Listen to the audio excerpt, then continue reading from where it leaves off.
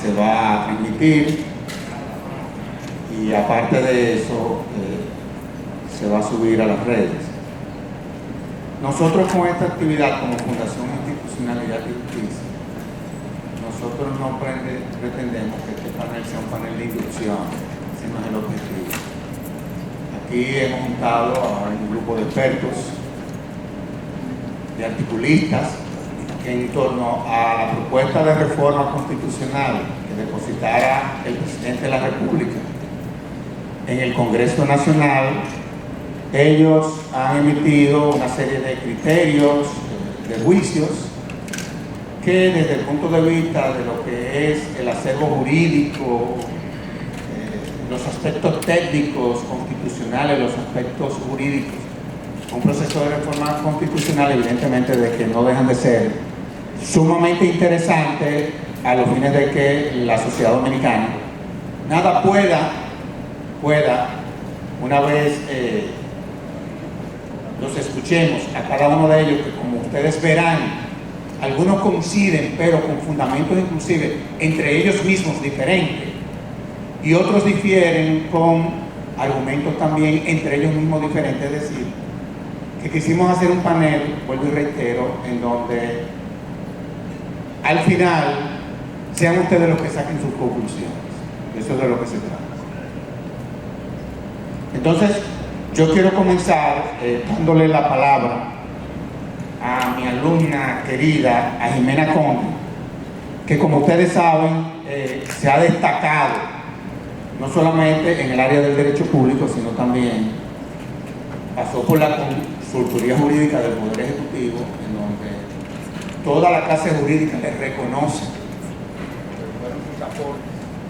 desde esa institución, y aparte es una académica, una docente, en fin, que se ha destacado en diferentes universidades. Así que yo quiero dar la palabra y le advierto a cada uno de los participantes que cada uno tiene 12 minutos, por una cuestión de que como estamos grabando esta actividad, la vamos a utilizar en otros escenarios, nada, darle la oportunidad de que cada uno de ustedes se exprese.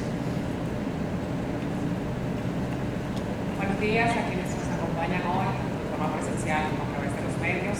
En este panel que ha organizado FIMUS y con él mi querido profesor Sergio Tulio Castaños. Un afectuoso saludo también a mis compañeros panelistas, por quien profeso un eterno cariño y admiración. Me ha tocado iniciar este ejercicio de reflexión que nos une hoy sobre el tema que ha dominado la palestra en las últimas semanas y generando por vía de consecuencia un amplio espectro de discusiones y debates de interés. Y ese es relativo a la propuesta de reforma constitucional presentada por el excelentísimo señor presidente Luis Abinader Corona. Esta propuesta de reforma concierne esencialmente aspectos puntuales de corte orgánico, evitando con ello adentrarse en los pantanosos aspectos dogmáticos de la Constitución del 26 de enero de 2010. En este sentido, la reforma que nos ocupa se limita a los siguientes elementos que recuerdan: la consolidación de la autonomía del Ministerio Público, la unificación de las elecciones municipales con las presidenciales y congresuales, la reducción del número de diputados y la inclusión del actual modelo de reelección presidencial en el artículo 268 constitucional, o dicho de otro modo, la petrificación de esta cuestión. Para abordarlos resulta necesario considerar diferentes aspectos que suelen ser centrales en cualquier debate sobre reformas constitucionales, empezando por la motivación propia de esta reforma, es decir, lo propuesto encierra la discusión sobre la necesidad misma de una reforma constitucional. Ciertamente, esta puede ajustar la Constitución del 2010 a las realidades institucionales que existían al momento de su proclamación y aquellos que 14 años después demuestran que resulta indiscutible reformar algunos aspectos orgánicos como lo que la propuesta contempla, en aras de seguir fortaleciendo la institucionalidad democrática y la gobernanza, así como el ejercicio del poder político en sentido general. Otro argumento, al contrario, sin embargo, sostiene que el momento de incursionar en este camino no es quizás este, Pero arguir en este sentido es olvidarnos de un aspecto fundamental, y es que la naturaleza esencial de la Constitución es política, es un instrumento de corte política, y por tanto la necesidad de reformarla es una cuestión política que obedece a la sabiduría y por tanto a la voluntad del Ejecutivo. Realidad que admite poca réplica, toda vez que el burro se amarra donde dice que es. Ahora bien, en lo que concierne al contenido de la reforma como tal, quiero tocar algunos elementos, iniciando con la reducción de la Cámara de Diputados. En ese sentido, cabe recordar que el bicameralismo legislativo es una figura natural de los estados federales, ¿verdad? En la medida en que supone que una Cámara representa a los ciudadanos y se elige en proporción de la población de cada estado miembro, mientras que la otra representa a los estados miembros mediante un número igual de representantes, con independencia en mayor o menor sentido. Sin embargo, resulta una criatura que encuentra poco espacio natural dentro de un estado de carácter unitario como lo es la República Dominicana.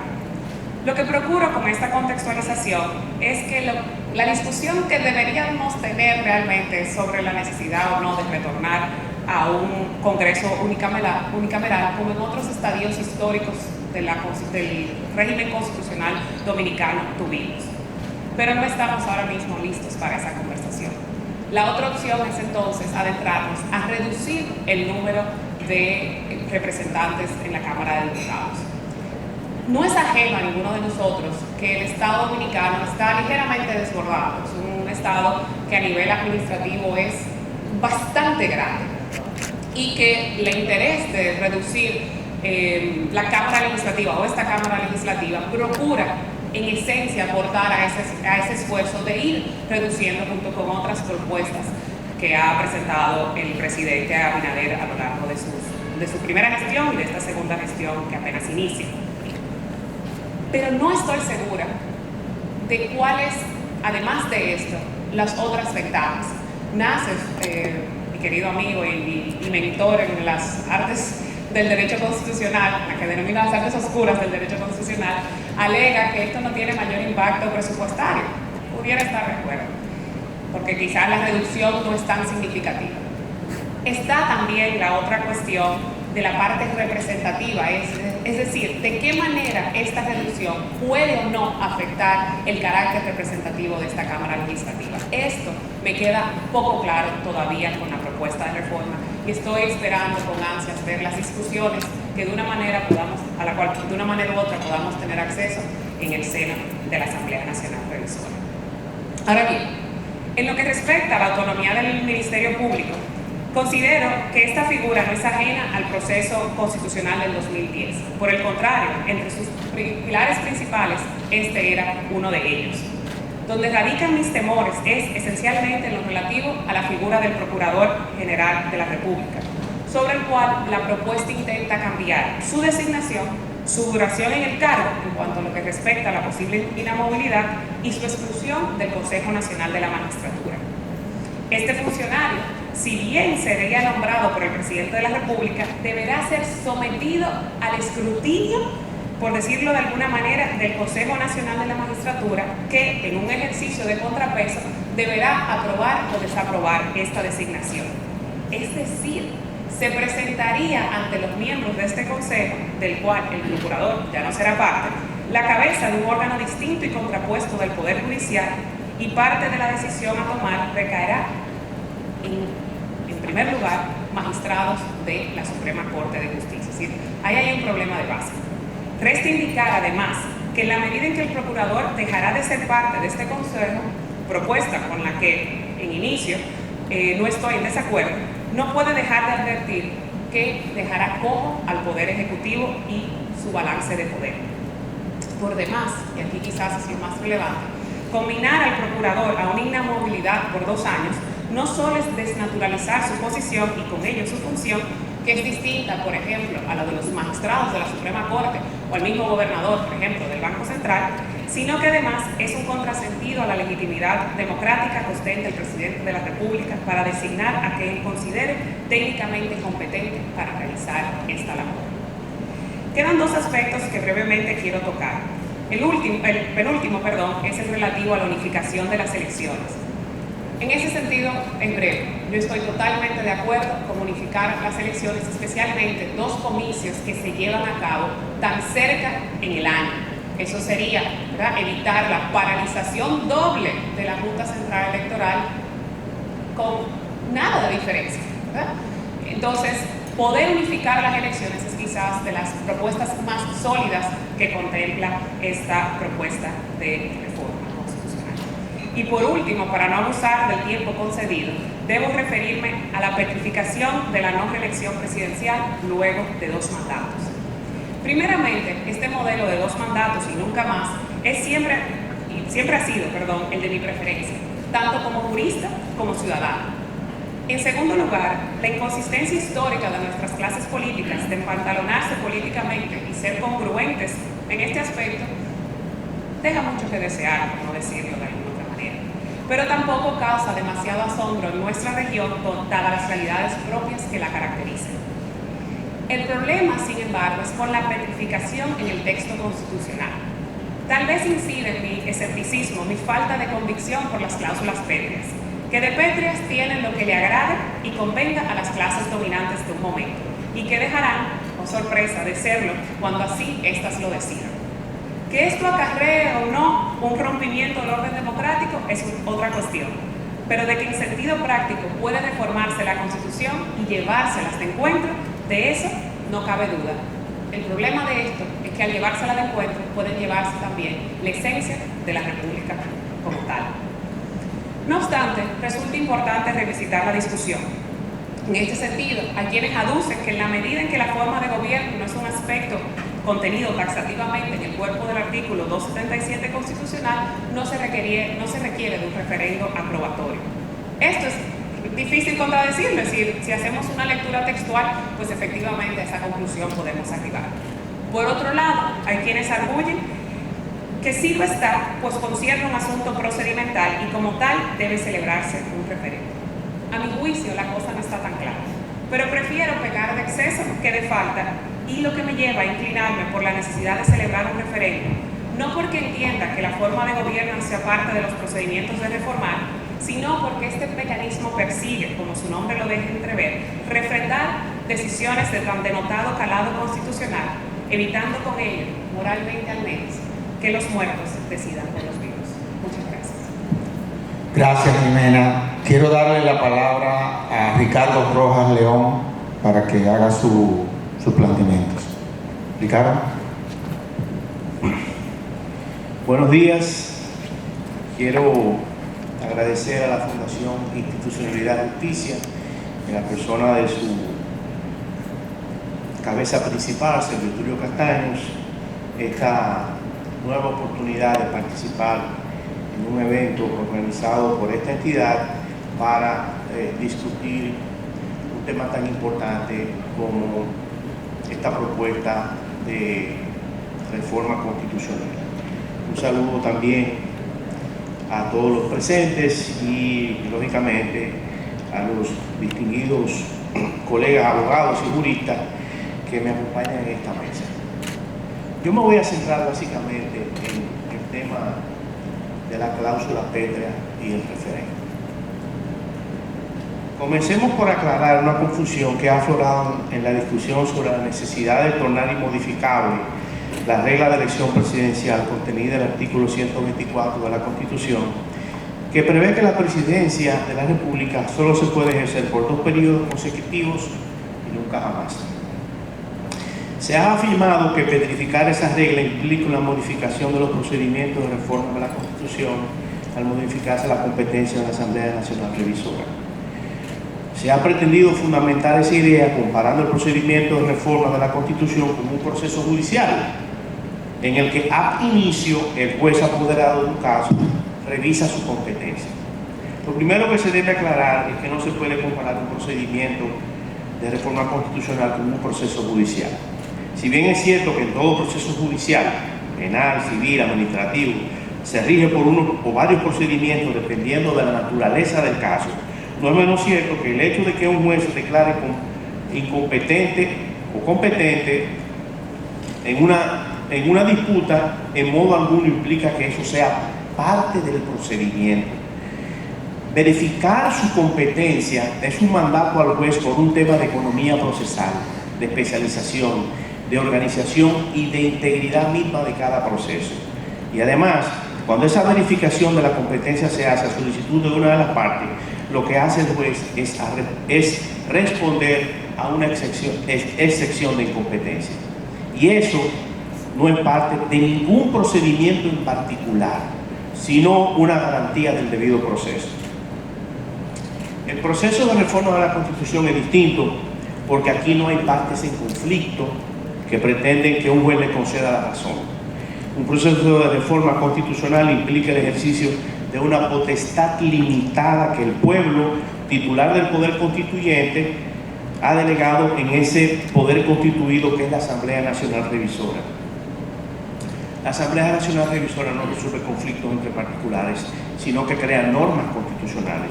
Por eso el procedimiento de reforma de la Constitución y los límites que el texto constitucional imponen al poder de reforma no se pueden jamás confundir ni equiparar al acto mediante el cual un juez, apoderado de la solución de un conflicto, revisa su competencia, ya sea de oficio o a petición de una de las partes. Petrificar la fórmula de dos mandatos y nunca jamás no modifica el procedimiento de reforma de la Constitución, que sigue siendo el mismo. Que el constituyente derivado decida considerar y consagrar como inmodificable alguna norma de la Constitución no implica que la Constitución deba ser en el futuro modificada de una forma diferente. Si a eso sumamos el hecho de que la petrificación de una norma material, de este tipo de norma material, ¿no?, de las reglas del 124, no es objeto del artículo 272 constitucional, como han admitido muchos de los que han terciado en esta discusión, tiene poco asidero la afirmación de que tornar inmodificable las reglas de elección presidencial amerita la realización de un referéndum. No podemos exigir lo que la Constitución no exige. Conviene aclarar del mismo modo que lo que se está proponiendo no modifica la cláusula pétrea existente, sino que lo que hace es desarrollar su inmodificable carácter democrático y republicano. Al petrificar las reglas de elección presidencial establecidas en el artículo 124, lo que hará el poder constituyente derivado o constituido es visibilizar el principio de alternabilidad en el poder que está detrás de esas reglas del 124. La no reelección absoluta, la no reelección consecutiva, la reelección intermitente con un periodo de descanso y la fórmula de una sola reelección consecutiva y nunca jamás, que es la vigente, son algunas de las diversas formas en que se puede manifestar o concretizar el principio de alternabilidad en el poder.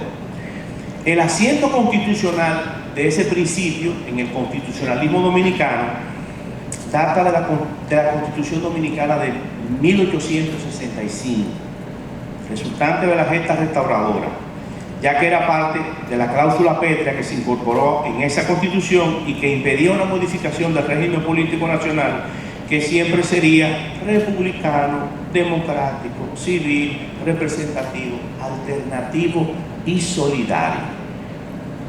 Sin embargo, ese principio de alternabilidad que figuró en varios textos constitucionales dominicanos del siglo XIX fue expulsado de la cláusula pétrea del régimen político nacional. ¿Por qué el principio de alternabilidad fue sacado de la cláusula pétrea dominicana? Sencillamente porque era una limitación expresa a la reelección presidencial, al continuismo, a la perpetuación en el poder.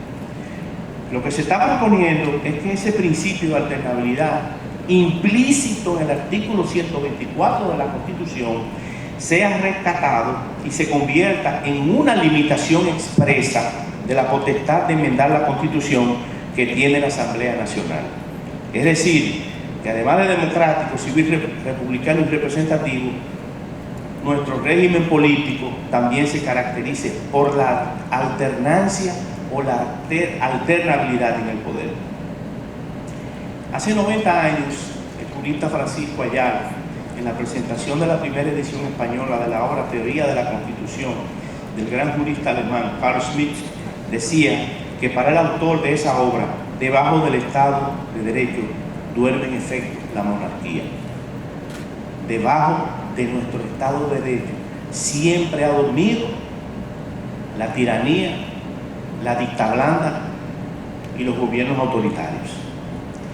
A esto último habría que agregar que, como recuerda la Comisión de Venecia, en los sistemas presidenciales el mandato ilimitado conduce al peligro de tener un monarca republicano. Los límites a la reelección presidencial son una restricción autoimpuesta del poder constituyente originario o derivado.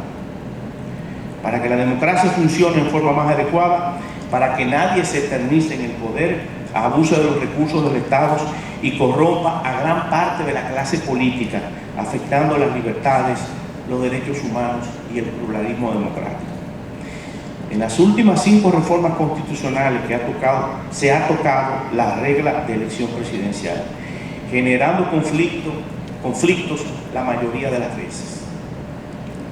En este punto, quizás valdría la pena recordar que a partir del 1966, en el 69, el partido de gobierno se dividió por la reelección del presidente. El principal partido de oposición, opuesto a la reelección, se abstuvo de participar en las elecciones del 70.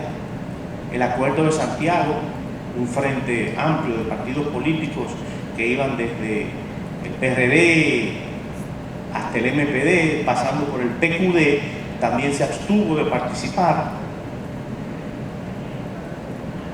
Luego, en el 90, hubo una crisis política originada por el interés continuista del presidente de turno. En el 94 hubo también otra crisis política. Se produjo la modificación de la Constitución en el 94. En el 2000, para prohibir la reelección consecutiva, el partido que históricamente estuvo en contra de la reelección, en el 2002 repuso la reelección consecutiva,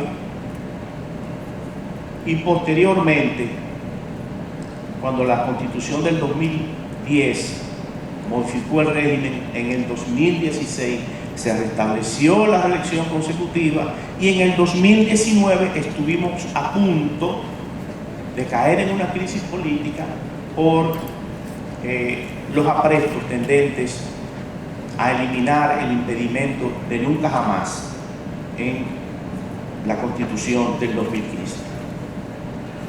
Si todas esas veces y en otras 34 ocasiones la Asamblea Nacional Revisora, una Asamblea Nacional Revisora complaciente, adocenada, se rindió ante las pretensiones continuistas de un presidente de la República y modificó las constituciones a su antojo y conveniencia, nosotros entendemos que el país debe aprovechar la oportunidad de darle estabilidad a la regla de elección presidencial, como le está proponiendo al presidente Abinader, lo cual va a beneficiar a las nuevas generaciones de políticos, porque a pesar de los retrocesos democráticos, el populismo de derecha o de izquierda que campean en estos tiempos, una democracia en la que no exista una regla clara, firme y sostenida en el tiempo, de alternabilidad en el poder, no puede considerarse democracia. No estamos petrificando, sino repetrificando un principio que, como el de la alternabilidad en el poder, nunca debió ser excluido de la cláusula pétrea de nuestro sistema político.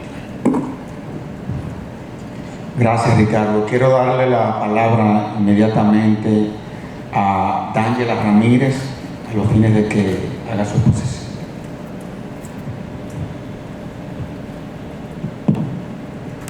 Muchas gracias. Gracias a todos los presentes y a los que nos están viendo a través de las distintas plataformas y redes sociales. Bien, mi nombre es D'Angela Ramírez, como bien refirió Sergio Tulio Castaños. En mi exposición me voy a referir de manera general a cuáles son los puntos planteados en el proyecto de reforma constitucional. Luego voy a hacer algunos comentarios con relación a dichas a los puntos propuestos y luego entonces para culminar tocando el aspecto referente a la modificación de la cláusula pétrea y de si es necesario o no someter esa modificación de ese articulado a un referendo aprobatorio. Bien, el proyecto remitido por el Poder Ejecutivo grosso modo contiene los siguientes puntos para reforma constitucional. Incluir el artículo 124 que establece el sistema de alternabilidad a la reelección presidencial en el artículo 268 de la Constitución Dominicana, que como bien se ha referido constituye la cláusula de intangibilidad o cláusula pétrea de nuestra Constitución. Se excluye el Ministerio Público del Consejo Nacional de la Magistratura y se dispone que el Consejo Nacional de la Magistratura será quien designará al Procurador General de la República tras propuesta del Presidente de la República. Se le quita al Ministerio Público la facultad de diseño de la política contra la criminalidad. Se unifican las elecciones presidenciales, congresuales y municipales a partir del 2032. Se modifica el nombre del Procurador General Administrativo y se excluye, me parece, o lo que interpreté, del Ministerio Público. Se reduce la cantidad de diputados a 137 y se establecen cláusulas transitorias entre las cuales se establece la prohibición del presidente actual de no volver a presentarse como candidato en la presidencia ni vicepresidencia.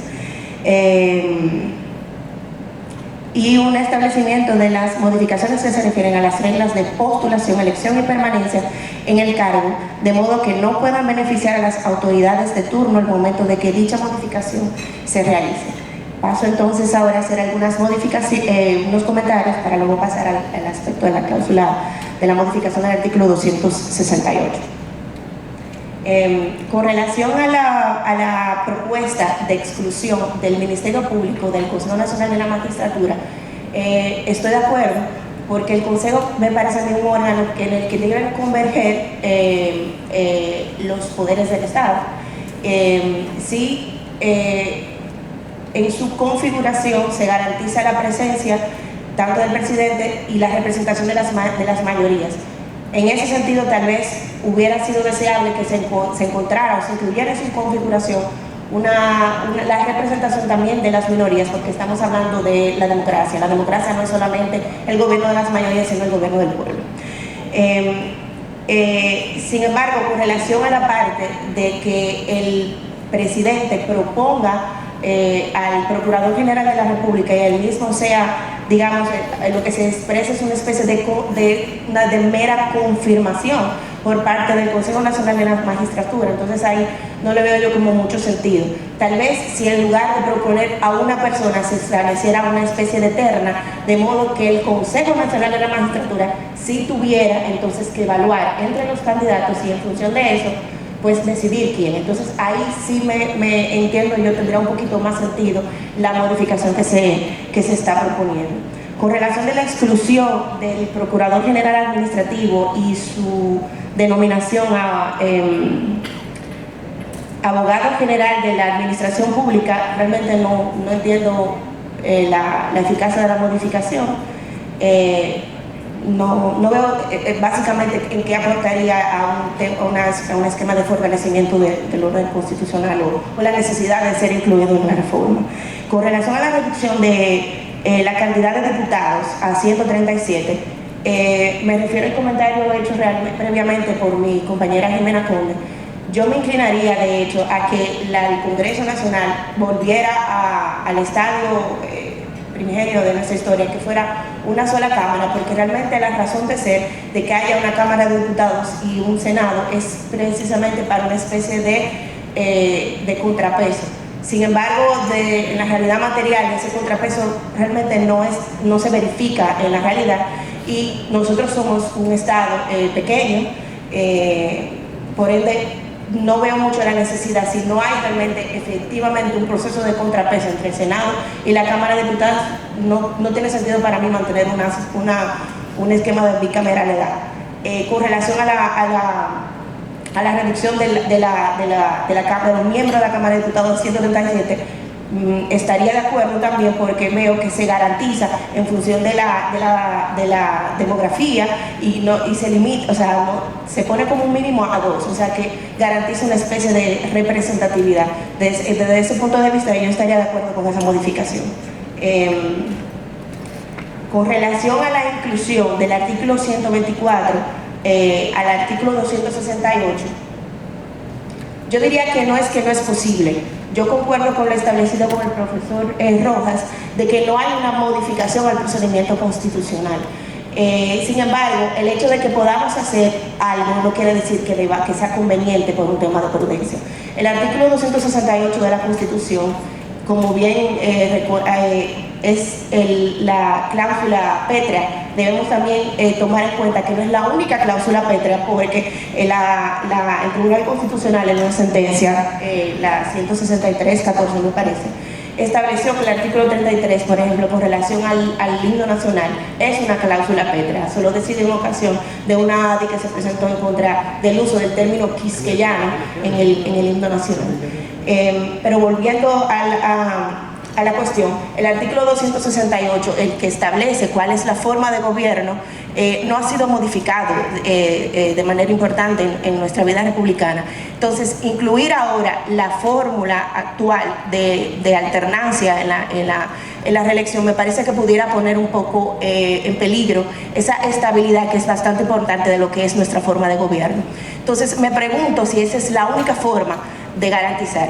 Yo concuerdo, probablemente en este momento la forma de alternancia que tenemos es la mejor, pero también tenemos que reconocer que una reforma constitucional, la Constitución debe moverse, por un lado, de un aspecto que garantice el orden, la seguridad jurídica, pero también que no limite el tema de las modificaciones sustanciales, sociales y políticas que puedan darse a futuro.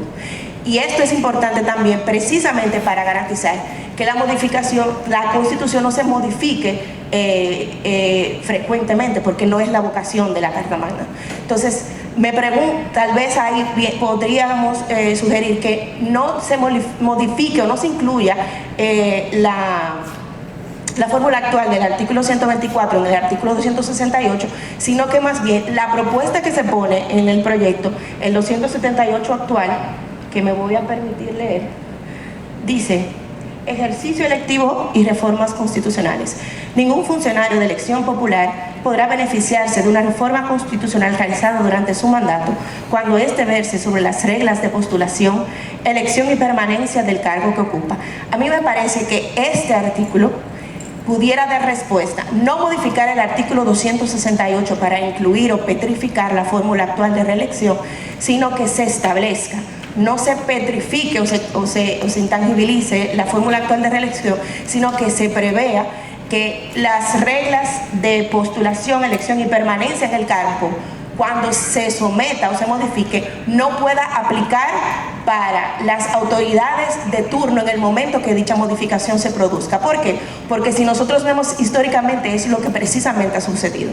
Entonces, de manera que, por un lado, mantenemos inmodificable el artículo 268 actual de la Constitución, y de otra forma se logra de alguna manera lo que entendemos quiere lograrse con la modificación constitucional, que es garantizar que las situaciones que han puesto realmente en riesgo la estabilidad democrática nacional pues vuelvan a suscitarse. Me parece que estableciendo el artículo 278 naturalmente con una redacción distinta, y establecer ese artículo como una nueva cláusula pétrea, pudiera entonces, creo que sortear lo que entiendo se pretende con esta propuesta constitucional.